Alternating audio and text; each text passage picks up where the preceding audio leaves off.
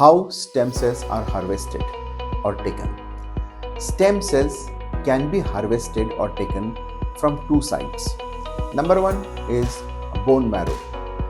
Basically, under local anesthetic, a small incision, that is a small cut, is made in the iliac crest and a needle with a device is inserted into the iliac crest.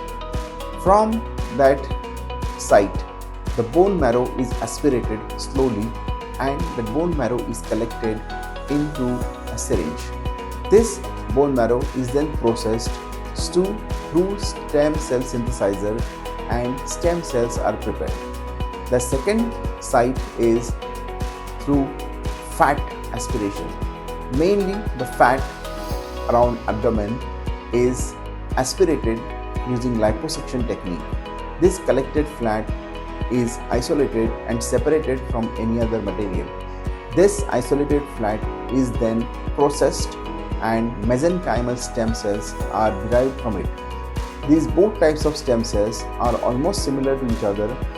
The stem cells derived from fat have also got other cells which help in regeneration. So in principle, they are superior to only bone marrow stem cells. These stem cells are then injected at the site of either arthritis or avascular necrosis.